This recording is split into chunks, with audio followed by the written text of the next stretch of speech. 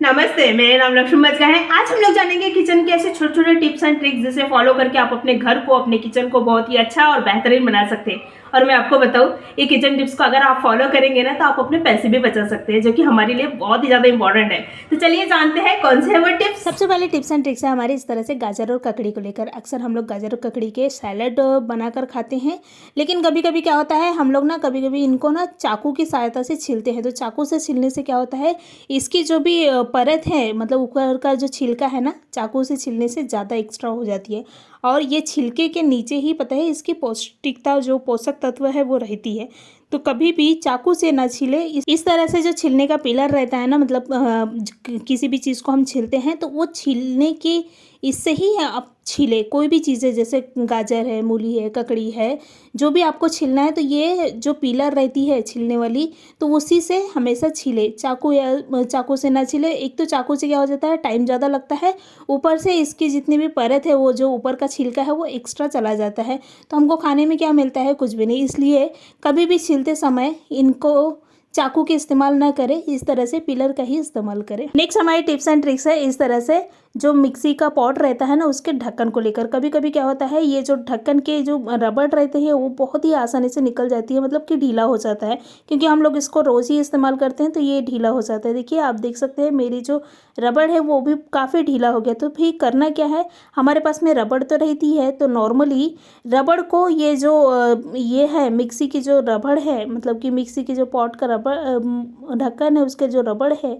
उसमें इस तरह से लगा दे। तो इस तरह से लगाने से क्या होगी, ये जो रबड़ है ना वो बार बार, मतलब कि मिक्सी के अंदर में, जो मिक्सी का पॉट है उसके अंदर में नहीं आएगी, और आप कुछ भी पीस रहे हैं तो उसमें, मतलब पीसने में कोई भी प्रॉब्लम या दिक्कत नहीं होगी।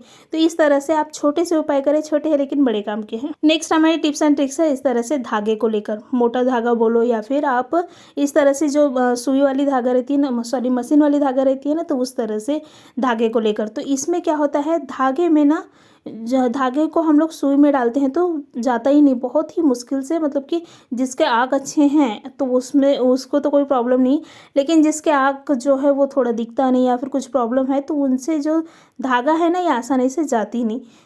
तो इस तरह से छोटे धागे से भी मतलब कि मशीन के जो धागा है उससे भी होती है, और जो बड़े मोटे धागा रहती है ना, जिससे हम लोग खतरे वगैरह सीते हैं, तो वो धागे भी बिल्कुल भी नहीं जाते।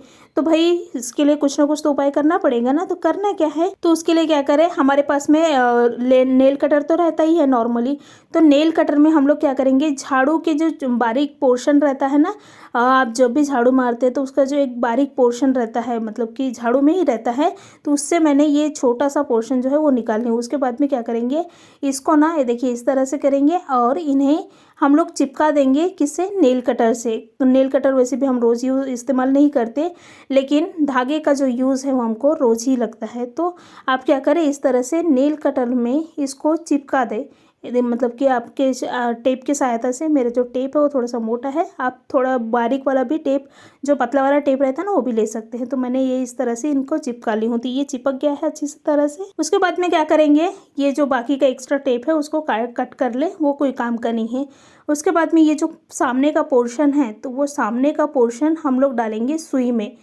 तो इसमें दो मतलब कि छेद है, एक तो धागा हम उसके अंदर डालेंगे, तो धागा अगर खींचेंगे तो वो आसानी से खींच जाएगी। इसलिए क्या करें, डबल धागा ले, ये देखिए, मतलब कि डबल जो झाड़ू का टुकड़ा है वो ले। तो इसको मैं डालूंगी सुई में, बहुत ही आसानी से चला जाता है।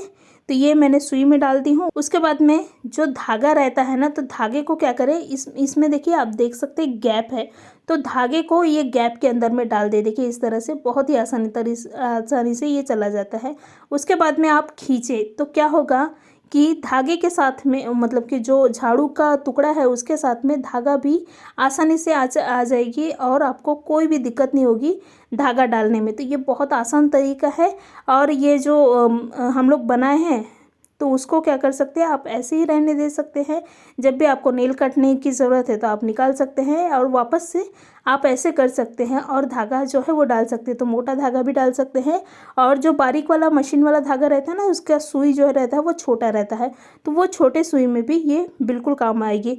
तो इस तरह से छोटे से उपाय करें, छोटे सुई हो या बड़े सुई हो, मोटा धागा हो या पतला धागा हो, आप कोई भी धागे को और कोई भी सुई में डाल सकते हैं। तो इस तरह से छोटे से उपाय है लेकिन बड़े काम के हैं। धन्यवाद।